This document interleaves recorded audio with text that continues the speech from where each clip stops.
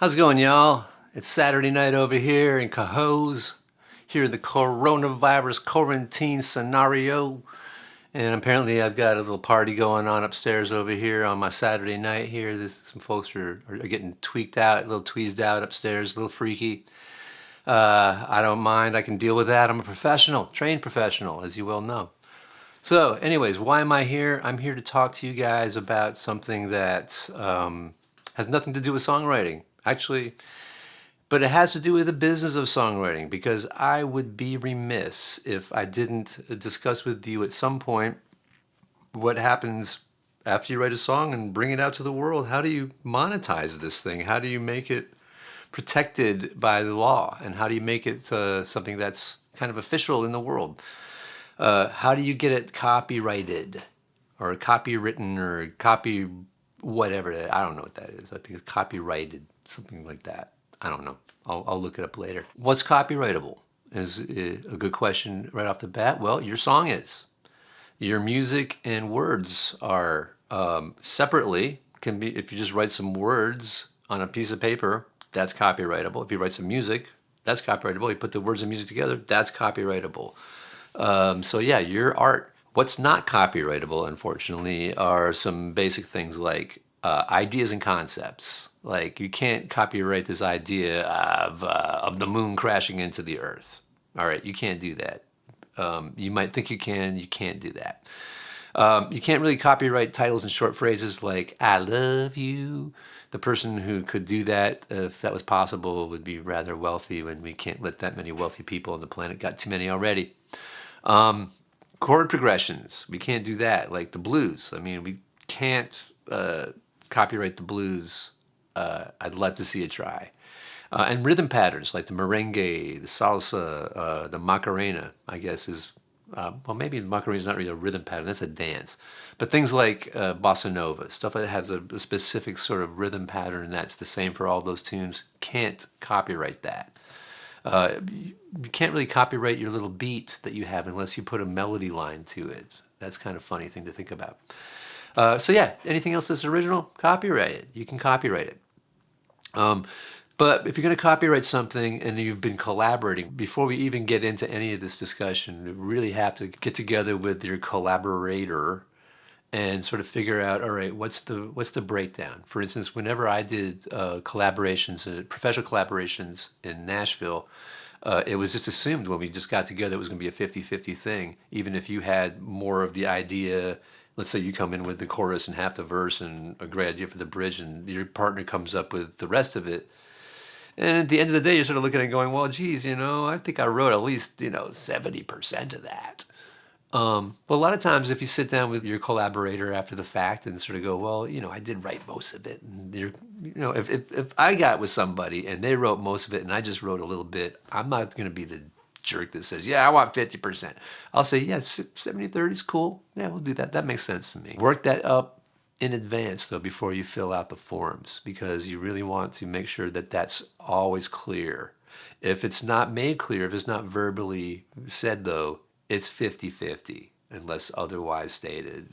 Let's talk a little bit about how we got this, the Copyright Act in the first place. I should have put U.S. Copyright Act. That's not instead of law. That's the Copyright Act.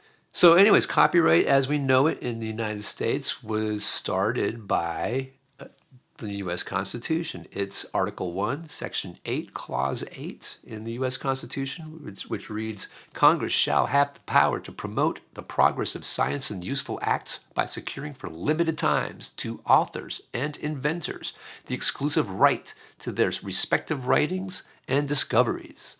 They built a whole bunch of copyright law based on that one line. That's pretty amazing, actually, when you think about it. That's pretty elegantly written stuff. Some important words to note here, limited times. Because the idea at the time of the Constitution was that we want to have innovation. We don't want to stifle innovation, and if people are always having to reinvent and keep inventing stuff, rather than just sort of inventing something great and then sitting back and collecting all the money on it forever in perpetuity, they figured that if there was a time limit on ownership of these things, that would spur them to keep continuing to do that. So it was limited times, exclusive right. And then copyright applies to the writings here, and patents apply to the discoveries. So we have, at this point, we have copyright and patent law that has begun right off the bat. The copyright becomes the purview of the legislative branch, so that's why you send all your copyrights to the Library of Congress, and patents end up going to the executive branch. And we're not going to talk about patents right now. That's a whole other ballgame. The way it started is the first Copyright Act allowed you to have it for 14 years, the 14-year renewal. The second Copyright Act in 1909 increased it to 28 years with a 28-year renewal. And a lot of this had to do with the industrial age was really starting to kick in. We had player pianos, and we had people that wanted to start publishing music, and we invented the mechanical license and music publishing around that time. People wanted to be able to have more ownership and have it for a longer period of time. 1976 comes along, and this is where the U.S. Copyright Act really sort of gets codified into where it is today for the most part. Up until this point, if you were a songwriter, you could actually sell your entire publishing to somebody else. This act made it so that you, even if you're the dumbest person in the world, can't sell more than half of your publishing. You only have half of it that you can sell. You will always own half of it. So a lot of people were saved by this. You probably heard a lot of stories about folks in the 50s and the 60s that wrote songs and were amazingly popular songs and didn't see a dime for it. Well, that got changed with this act here. And it got us more in line with European nations. At this point, we went to the life of the author plus 50 years for ownership of a copyright. So that definitely expanded even more. And that was good for a lot of the businesses that were starting to build up around intellectual property. There was this need to sort of have intellectual property protected overseas. So this was a big part of doing that. There were two little caveats that happened afterwards. In 1988, there was the U.S. Implementation Act that got us closer to the Berne Convention, which again was the European way of doing things. And up until this point in America, we had these sort of onerous notification formalities by which if you didn't have proper notification of your copyright in certain environments, your song could be cast into public domain, or even your copyright could be declared null and void. That was something that was happening in the United States. This was something that the Europeans were dead against, and they said, we can't really work with you guys unless you fix that. And then in 1998, we had the U.S. Copyright Extension Act, which is the Sonny Bono Act. And this increased it to life of the author plus 70. And how did this happen? Sonny Bono of Sonny and Cher, I Got You, Babe. He became a representative of California for the district that had Disney. And Disney had Mickey Mouse, which is about to come up for public domain. How could this have possibly happened? So yes, we got a 20-year extension thanks to Sonny Bono and thanks to Mickey Mouse. The 1976 Third Copyright Act stipulated protection of original works of authorship fixed in any tangible medium of expression, now known or later developed, from which they can be perceived, reproduced, or otherwise communicated either directly or with the aid of machine or device. The key words to pick up on here are original and fixation, or fixed. So that means basically you're protected if your song is original, if it just passes a very de minimis test of originality, and it's fixated, either written down or recorded. So these two things actually, if you've done these two things, you have protection. Although it's not officially protection, but you have a certain amount of protection already just by doing those two things. You're afforded just a certain amount of protection, but you want to make it more official if you're going to think about monetizing it and making it any kind of commercial venture out of it. So it's important to consider that. I want to do a quick aside here about two ways of using copyrighted materials or for people to use your copyrighted material. And this covers derivative works. You may have heard the term. These can't be copywritten or copywritten, whatever. As long as your transformed version can be concluded to be an original work of authorship. You still have to have permission from the original author or copyright holder, though. The other thing I wanted to mention about was the idea of fair use. Some of you may have wondered, can I use samples or use certain things and declare fair use and get away with doing it and not have to pay for copyrights? The answer to that in the short term is not really. You really can't use samples for fair use in any way unless it's educational, unless it's for criticism, for commentary, for reporting, for scholarship and research or teaching. And if you can pass there are 4 guidelines. If you can pass 3 of those 4 guidelines, then you can get away with it. It's still an infringement, but you can just simply get away with it. So fair use is a tricky thing. Don't try to use it if you're trying to just steal a sample for something.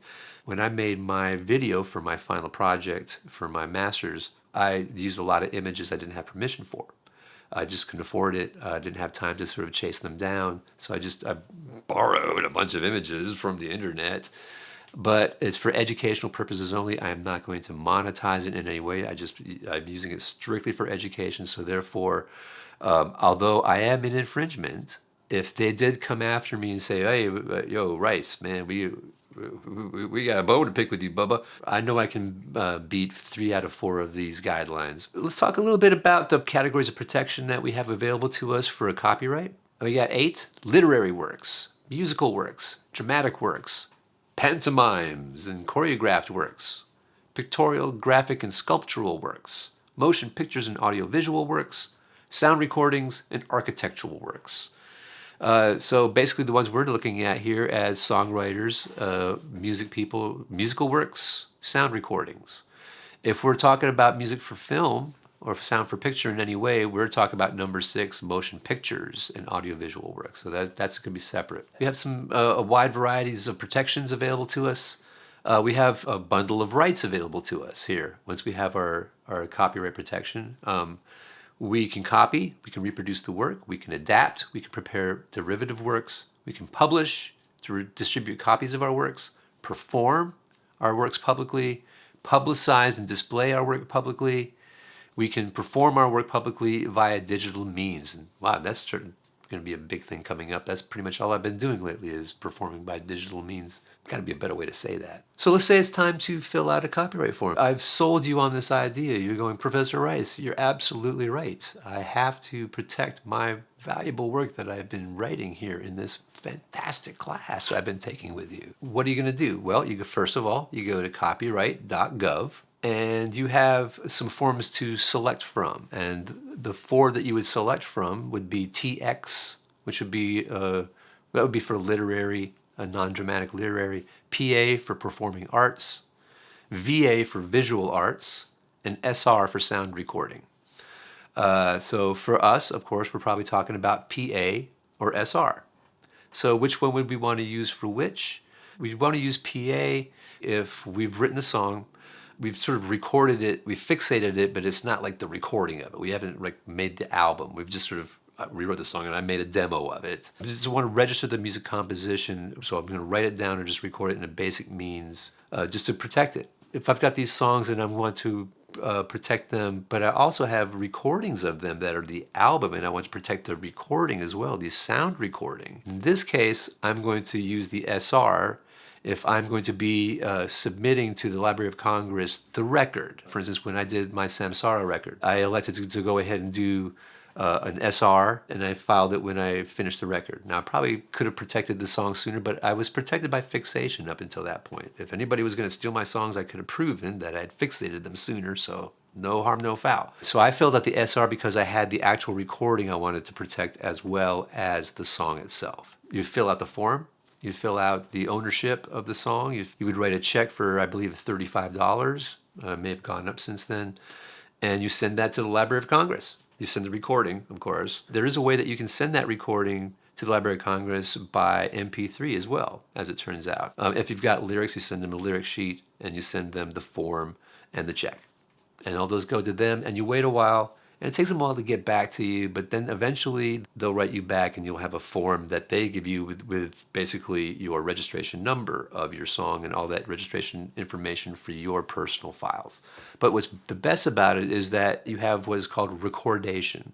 That means it is recorded and lodged at the Library of Congress. That means when people go and do copyright searches for your song, for instance, if they see the name of your song on a record, next to the copyright symbol and go, oh, I like that song. I need to contact this person. They can find you through either your publishing company or the Library of Congress. And they can find the song and find out the state of the song, who they have to talk to about using the song, who's going to get paid by it, where's the address of that person. That stuff all happens there. So when you have recordation, you're in the system, and the song now is official. You may have also heard is that you can take a collection of songs. You can take 10 songs, I believe it is 10 now, and you can put them into a collection and then pay one fee for 10 songs. What a deal! That's great. Why doesn't everybody do that? Hey, why don't we just do 10 songs at a time like this and just play one fee? Better to pay 35 than 350, right? Dude, this is America.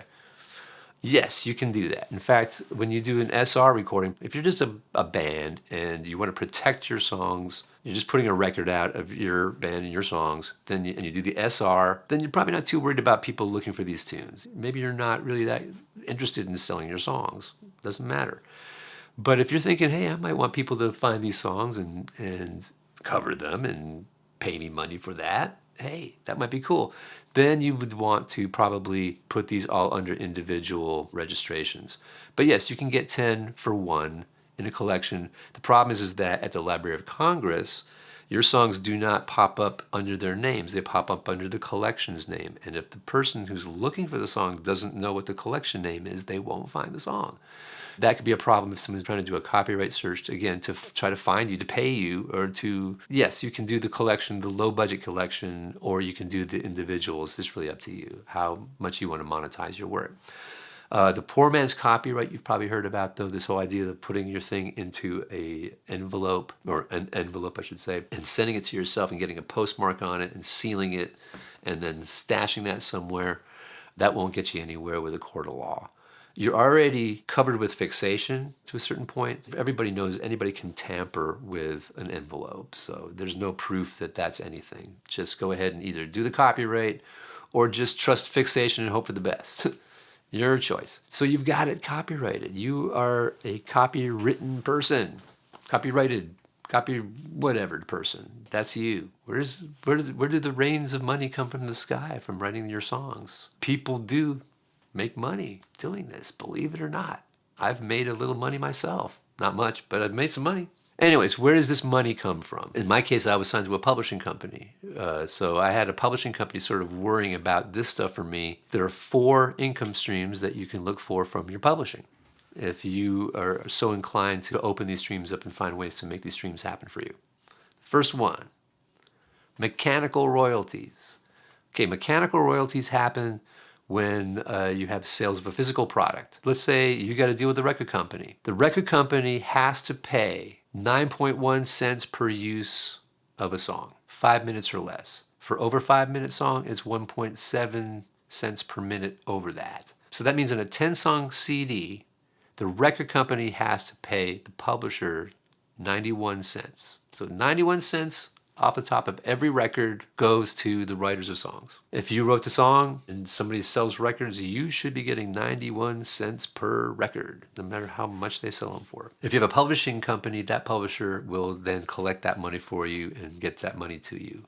They'll probably actually give you an advance, and then that'll then just be subtracted from the advance. But that's what their job is to go and get that money. But let's say you don't have a publishing deal. Let's say you're not a published artist, that you're just you, man. You're just a songwriting you. There is a company that will do this for you, perform the service for you, to go ahead and get that money from record companies that are covering your song. And that's called the Harry Fox Agency. You contact the Harry Fox Agency, they will work with you, and what they will do is they will get that money for you, and they will subtract for themselves 6.75% of the royalties. That's their cut. But they'll go get it. And that's probably as good a cut as you'll get with the publishing company. So publishing companies do more than just that. But I mean, the Harry Fox Agency is there for you if you don't have a publishing company and you want to get your money. So that's for mechanical royalties.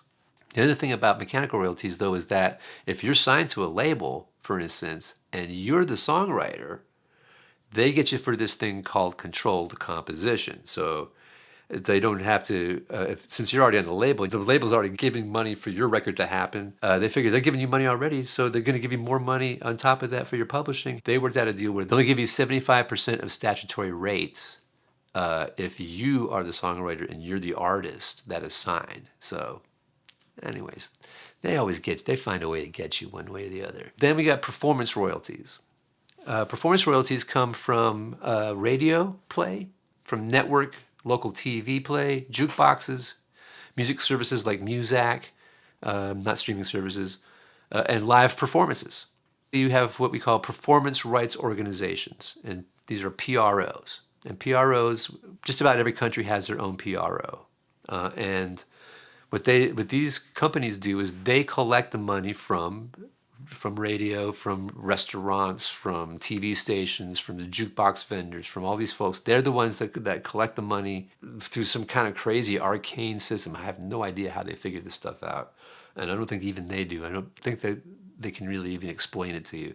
But they figure out who gets what for what. If your song's been played on the radio a bunch, you get paid for that because the radio station is paying the performance royalties organization, and they then pay you. They take their cut. So these royalties flow through ASCAP, BMI, and CSAC in America. What's the difference between these three? I'm ASCAP.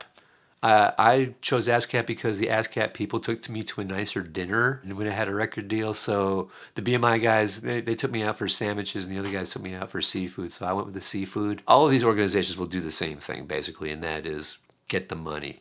But there's also digital performance rights. Transmission services have worked out deals already with servicers and copyright owner representatives, and it's been arbitrated before the royalty board. We're not even sure what those deals are, but they're sort of individualized. If you want to get money for digital transmissions, then you have to belong to a collective, and Sound Exchange is the one that most people belong to. There's also Royalty Logic, but Sound Exchange is the one that was set up by the Recording Industry Association of America. Just sign up with Sound Exchange, and that's how you get any kind of performance royalties from that sort of thing. The agencies will distribute 50% of that to the sound recording copyright holders and 45% to the artist, and the rest goes to AFTRA and AFM. All right, then we have our third stream, which is synchronization, and this is when we have songs that are used for audiovisual, film, television, commercials, karaoke, video jukeboxes, DVDs, video games, and anything that's got music synced to a visual medium. In these situations, there really isn't a statutory rate. It's pretty much always negotiated between the music supervisor of the TV show or the commercial or whatever. The supervisor who's in charge of that negotiates the sync and performance license with whoever owns the copyright. And this is called a clearance. You probably heard the term clearance. If you don't have a publisher, let's say we're talking about you again, if you want to do any kind of a synchronization deal, then what you would need to do is find an attorney. It's really kind of hard to make synchronization deals happen on your own unless you know somebody in the business. But it is possible, again, without a publishing company, seek an attorney. And our last and final is print royalties. And it's kind of mind-blowing to realize that for years and years, this was the sole way that people made money through publishing, was through printed sheet music. And also when your song is put into a collection or a collection of your own, let's say like you've made 5 or 6 records and so you have a collection of the best of you, and so there's a book of all that stuff, a collection, or if you're part of a collection, like, Songs of Randy for something, like maybe you got involved with that kind of a collection, or it's educational, anything like for bands and choirs, stuff like that, marching bands. The print publishers will pay you or your publishing company 20% of retail for the sheet music, 12.5% of retail for those collections. Nobody's making a lot of money off of those babies, but making some. All right, so that kind of takes us through the ways that we can pretty much make the sweet, sweet cash, man, with our copyright. Hopefully this sort of gives you guys some ideas of what happens after we write the song. If you want to go any further with this, if you're thinking about publishing, because then there's the idea of having a publishing deal. We sort of found there's a lot of situations here where, wow, it'd be great to have a publishing deal. And how do you get one? I had a publishing deal, and it was fun. And I had a publishing deal because I had a record deal. A lot of times, if you want to get a publishing deal, that's the best way to get one. Get a record deal. Publishers will look for people who have deals on major labels right off the bat. But that's a little bit of a unicorn situation. If you want to have a publishing deal otherwise, the best way to do it, yes, you can just send your material to a publisher and it might get listened to. For instance, go to Nashville and play open mics and get involved as a group that's playing the music. If the music is being performed by somebody, that's sort of an important way to get into the publishing music business. If you can get videos of it, if you can get any kind of performance aspect of it and have a band playing it, your band playing it, this gives you a big leg up, and this gets you at least on the radar with publishing companies. And then, of course, it's also important to see if you can get advocates in the business. It's a social business still to this day. Songwriting is all about social contacts too. You really need to get to know people. You can't just be sitting there writing in your room and then just sort of going, I'm going to throw them out in SoundCloud and people will love me. People may find you on SoundCloud. People may discover you on YouTube. This is all possible in this day and age. Things are weird and cool for that. But at the same time, there's no guarantee that you can succeed in this unless you put yourself out there in certain ways to sort of make it possible for people to become aware of the art that you'd make. Again, this is if you guys decide to not be engineers and be geniuses and join and become musicians, songwriters, and become one of the gypsies that do this sort of thing. We'd welcome you. And if you want to make money with your songs doing it, you need to know this kind of stuff. So hopefully this was entertaining, educational, and gives you some idea of what's going on with copyrights and publishing. I can't wait to hear the class song pieces, and I'm really going to miss not being able to see the class again, being in the same room. I'm hoping actually to see you all possibly in the virtual space to hear the song for the first time. We'll be talking about that later too. All right, that's enough for now. Catch you later.